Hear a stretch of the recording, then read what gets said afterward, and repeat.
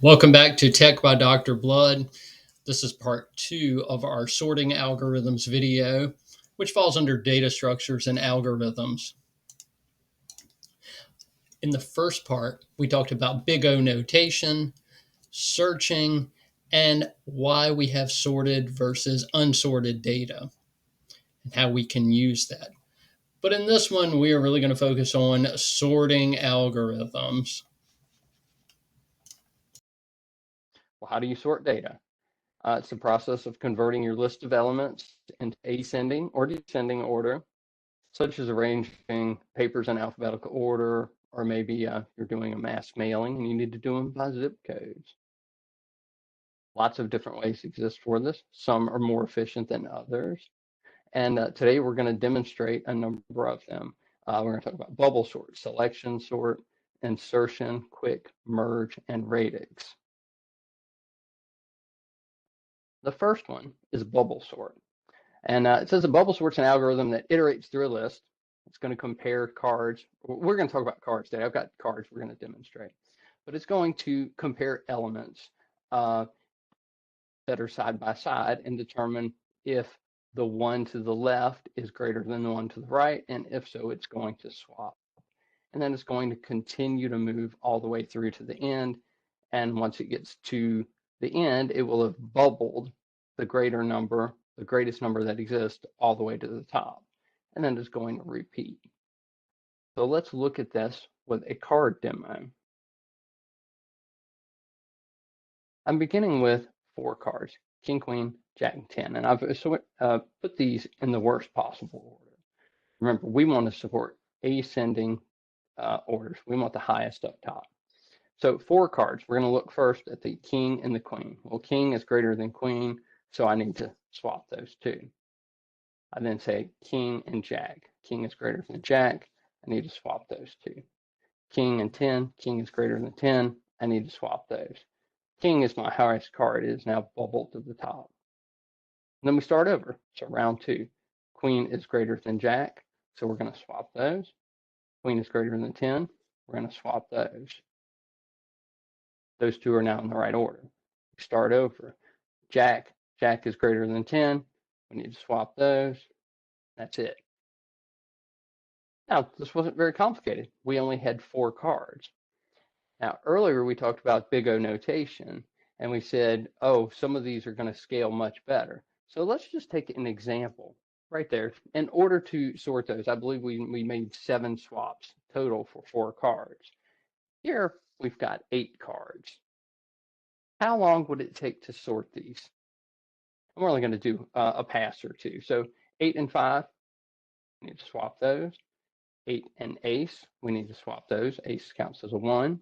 8 and 4, we need to swap those. 8 and 7, we need to swap those. 8 and 6, 8 and 3, 8 and 2. We've completed the first pass. We've bubbled the 8 to the top of the deck. We start over. 5 is greater than ace. We need to swap that. 5 is greater than 4. We need to swap that. This is the first time we reach a card that it's not greater than. So we just go ahead and move to the 7. 7 is greater than 6. We swap. It's greater than 3. We swap. 7 is greater than 2. We swap. And those top 2 are sorted. You see, this is taking a lot longer. It's taking much more than just twice the amount of time as we had with 4 cards. That's why this is called the big O. O of n squared. It got exponentially more complicated. Instead of just doing 4 cards across, 4 times down, we've got 8 down. Hopefully that kind of explains the concept for that. And we'll come over here back to our presentation, and we can also look at it in Python. This is our code. Some things that you look for with the bubble sort is that you're going to have a pair of nested loops. And nested loops are really indicative that you're going to have the O of n squared. As mentioned, when we demonstrated this, we looked at all of the elements.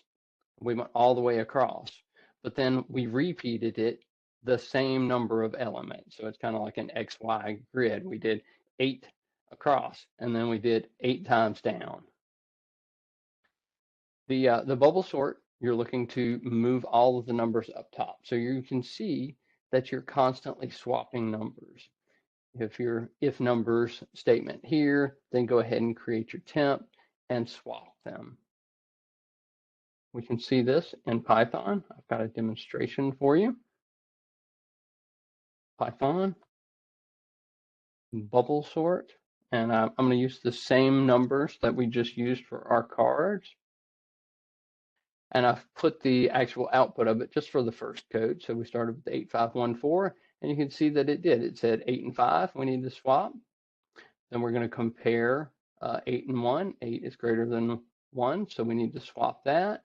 We're going to swap 8 and 4, 8 and 7. So we're going to do all the way through the process until ultimately at the end, we see that we've bubbled 8 to the end of the line. Going back to our presentation. Our next one's the selection sort. This is going to be the first one that treats everything as two parts, a sorted part and an unsorted part. It repeatedly finds the lowest value and swaps it with the current element. So let me take just a second here beforehand and get my cards resorted. And you're going to move this from the unsorted part to the end of the sorted part. Here's the camera. All right, so we're starting off with this 8. Make sure I'm talking about the right one here. Yes, we're starting off with our 8, and we're going to say that 8 is our lowest card until we go over to 5, and then we say, oh wait, now 5 is now our lowest card. So 5 is our lowest card. Here's 1. Oh, now 1 is our lowest card. So we're going to keep this in mind. 1 is our lowest card. Is this lower? Is this lower? Is this lower? Is this lower? All the way down. We'll say which is our lowest. So 1 is our lowest card. So we're going to swap these two cards. That's sorted. So now we go to 5. We say 5 is our lowest card. Is 5 still lower than 8? Yes.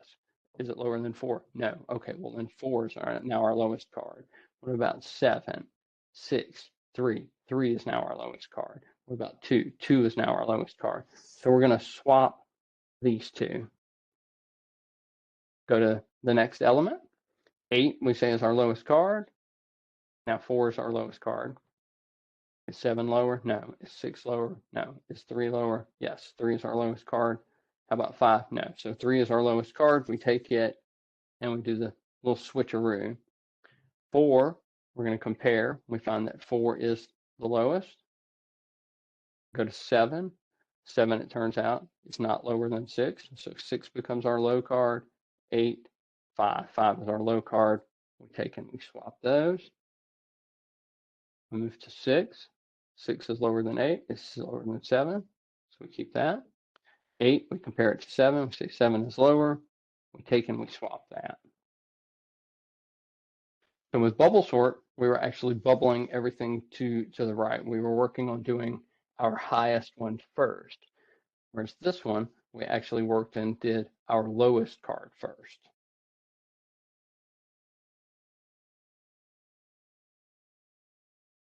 This is what it looks like in Python. Again, you're going to notice a pair of loops. Here you've got your 4 and you've got another 4 statement here. Notice that it's making a reference. You're looking for the smallest card. Inside of our loop, we're going to be going through and we're constantly looking for the smallest number, and we're going to swap it with the current element that we're working on. You'll notice again that this does have the big O notation of n squared, so it's not considered particularly efficient. Let's take a look at it in Python, see if we can get a little more information out of this.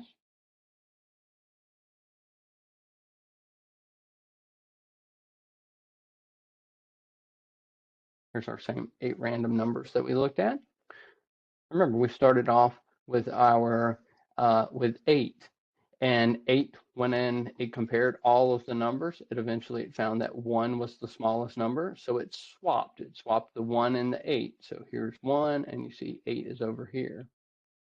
We then went and worked on element number 1, which had a 5 in it, and we looked for the smallest number. We got all the way to the end. We found that 2 was our smallest number. So you can see now that 2 and 5 swapped places. And it did that all the way down the line. So you ultimately ended up with the sorted list.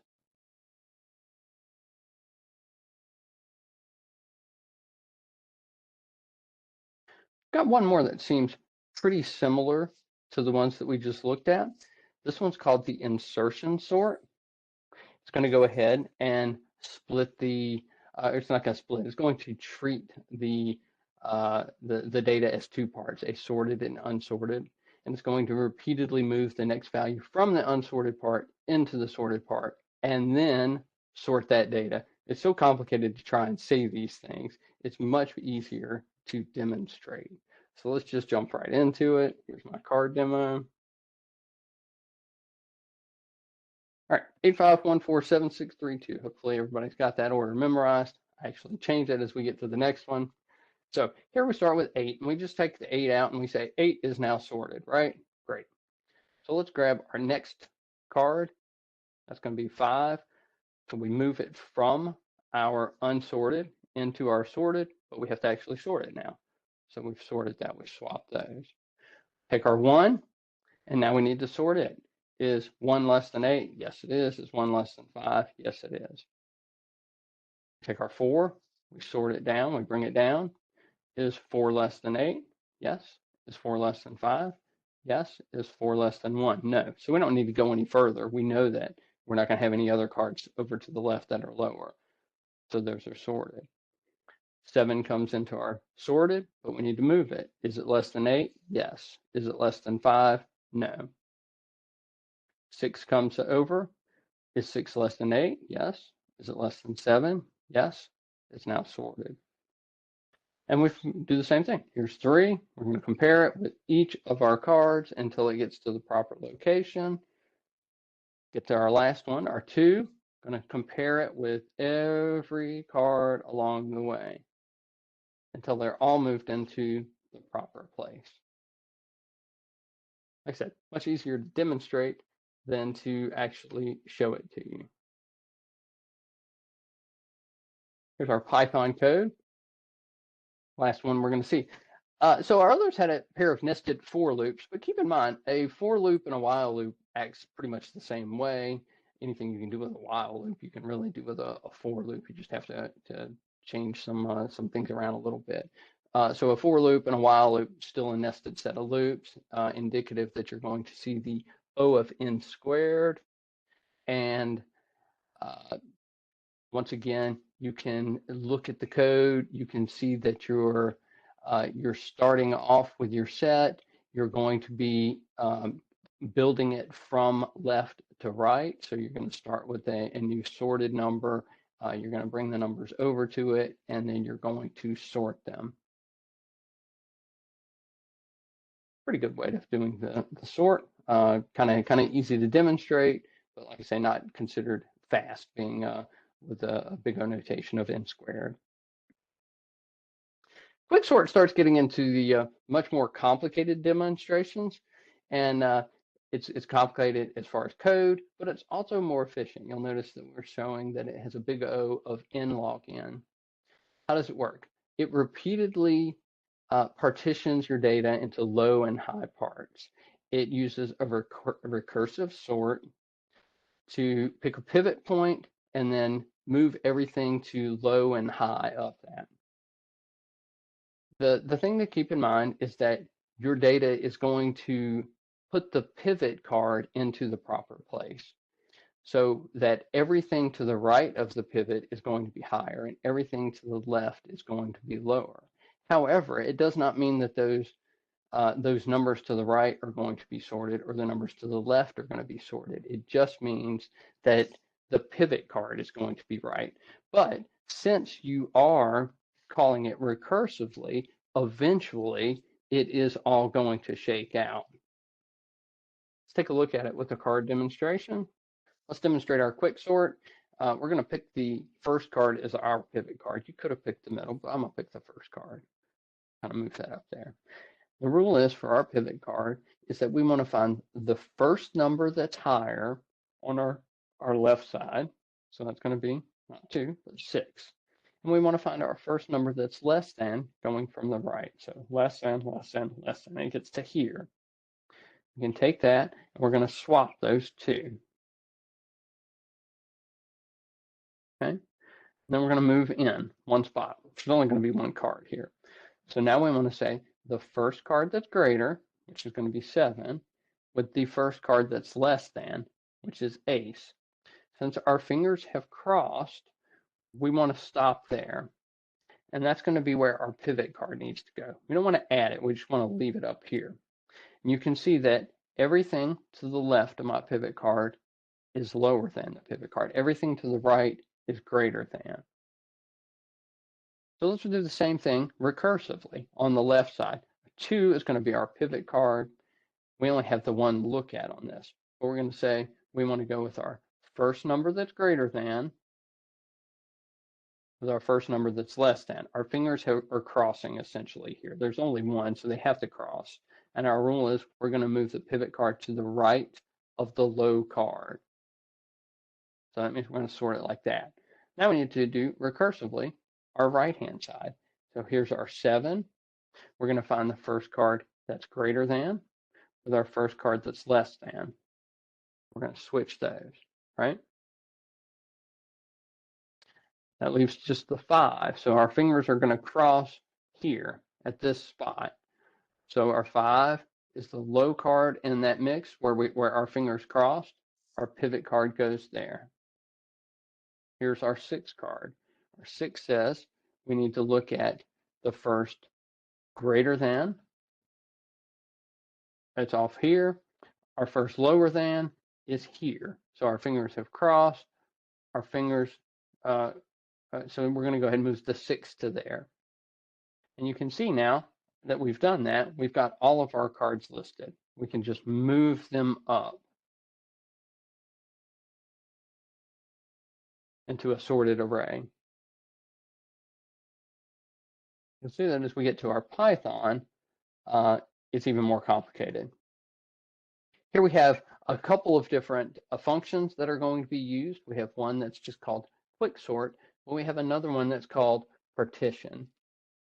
So the partition part, you can see what it's going to do is let's start off at the bottom here. Apologies. We're calling the quicksort function, which is the one over here on your right. And what is it's doing?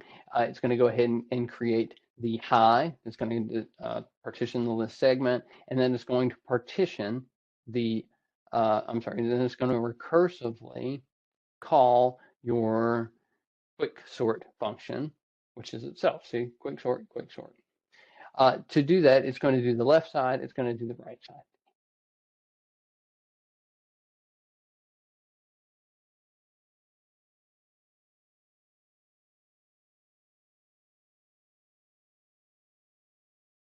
Let's look at this in Python.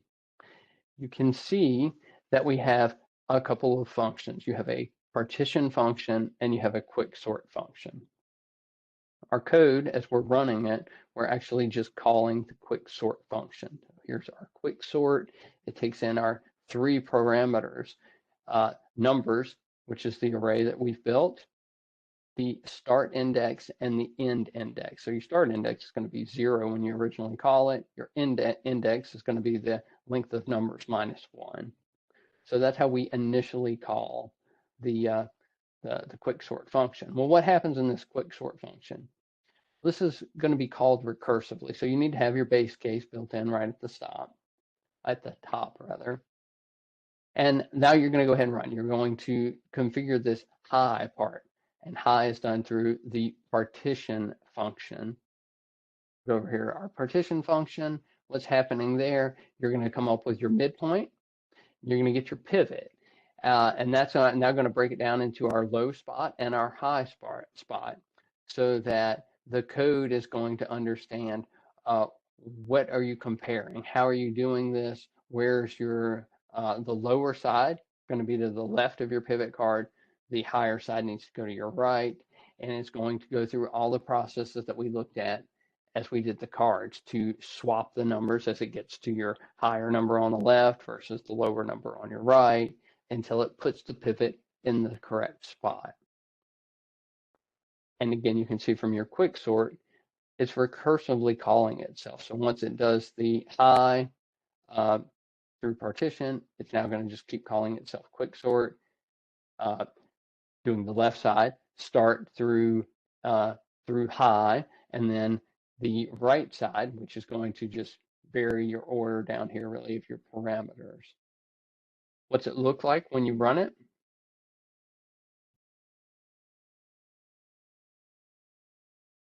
Python, quick sort, and let's do merge noms. So 5, 4, 8, 6, 7, 1, 3, 2. By the time we do the 5, it's run and it's sorted and it's come up with the 4, 1, 3, 2 on the left, 8, 6, 7 on the right. Again, you notice that these are not sorted, but the pivot card is in the correct spot. Everything to the left is lower, everything to the right is greater. And then it goes ahead and does the left side again. Here's the pivot card for the 4, 1, 3, 2. It continues to do it. It has the 1. It's going to do the 3, 2 until it does the entire list again. And then it goes ahead and builds the list back up.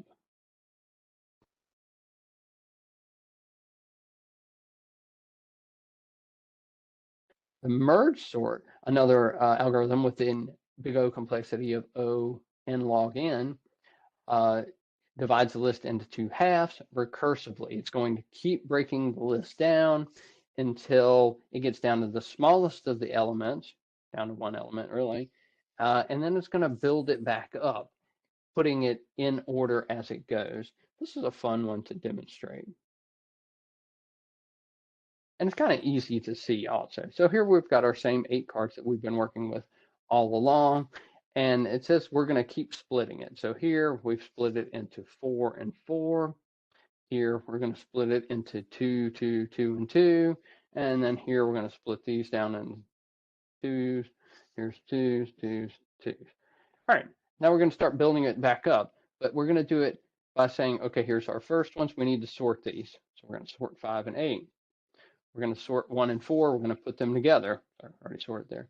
6 and 7. So remember, right now they're split apart, but now we're going to put them together in its sorted spot. 2 and 3 we're going to put together in its sorted spot.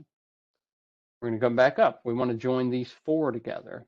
So we know, because we've already sorted each set, that whichever one has the lowest card to the left is going to be the lowest of the set. So ace is lower than 5.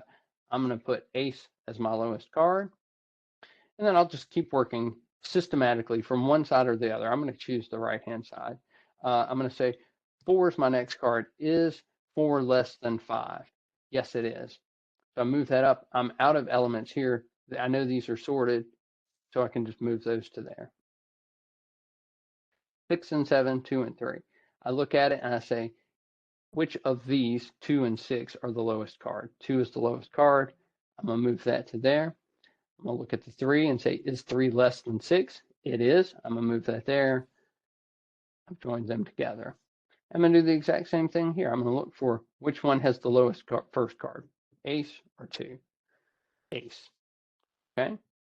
So since I moved that one up, I'll stick with it. I'll say, is 4 less than 2? No, it's not. Well, then I'll move the 2. Is 4 less than 3? It is not. I'll move the 3. Is 4 less than 6? It is. I'll move the 4. Is 5 less than 6? It is. Is 8 less than 6? It's not. I'll move the 6. Is it less than 7? It's not. And I'll move that up.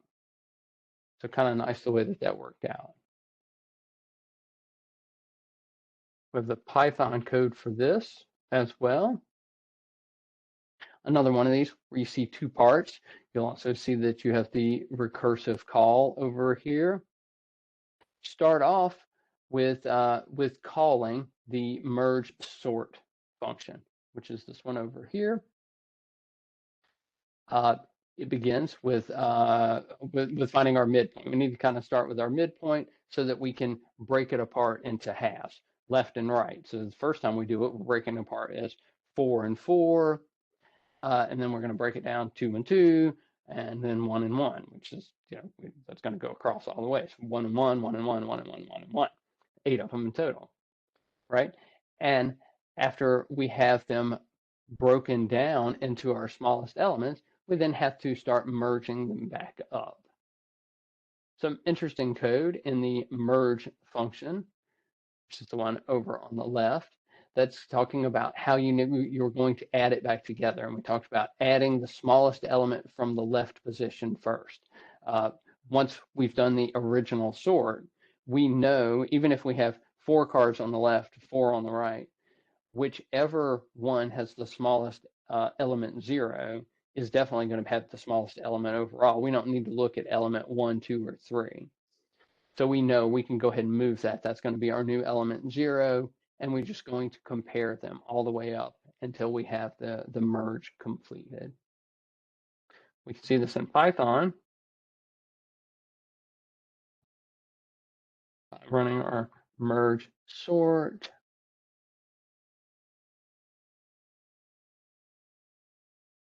And I've set it up where you can see a little bit of a demonstration on this.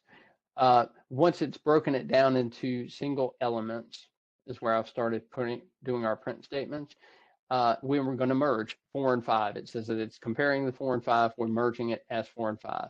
Our 8 and 6 got merged as to 6 and 8.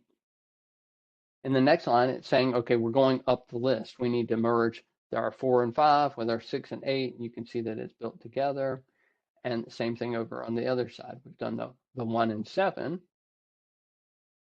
Because here we had 7 and then 1, so we've ordered it as 1 and 7. Here we had 3 and 2. It got ordered as 2 and 3.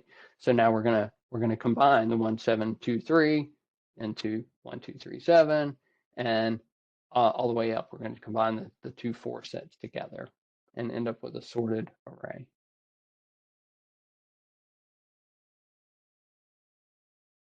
Our last sort is RADIX, and this is a bucket sort. It's a much faster algorithm running at O of n. It is specifically designed for arrays, for integers.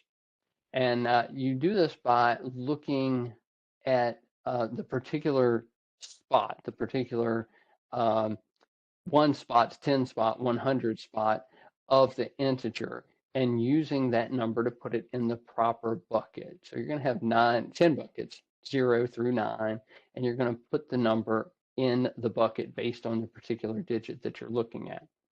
So there's a couple catches, and it's kind of neat to look at. Here's an example. I've done 1, 2, 3, 4, 5, 6, 7, 8, 9, 10 numbers. And I think for visualization, that it's easier to go ahead and pad all the numbers. So even though I have 65 here, you see I've changed it to 065, and I've changed 1 to 001, just so that you can see them. I've got 10 buckets labeled 0 to 9, and I'm going to begin by inserting every number into its proper bucket based on the ones digit. So 184, the ones digit is a 4, so you can see it goes into the 4 bucket. 65, that's a 5, so it goes into the 5 bucket. And I'm going to put them in there just in order, exactly how I've done this. So 491 was the first one that I had that had a 1. 711 was later, so I put it in there. Now, this algorithm uses what's known as stable sorting. You have to do this in stable sorting, because I'm going to take the numbers back out of the bucket, but they need to come out in the proper order. So how do I take them out? Well, just like you see them on the screen. From the ones, I'm going to take out the 491, the 711, the 1. I'm going to move over to the 4. I'm going to take out the 184, 654, 65, and so on.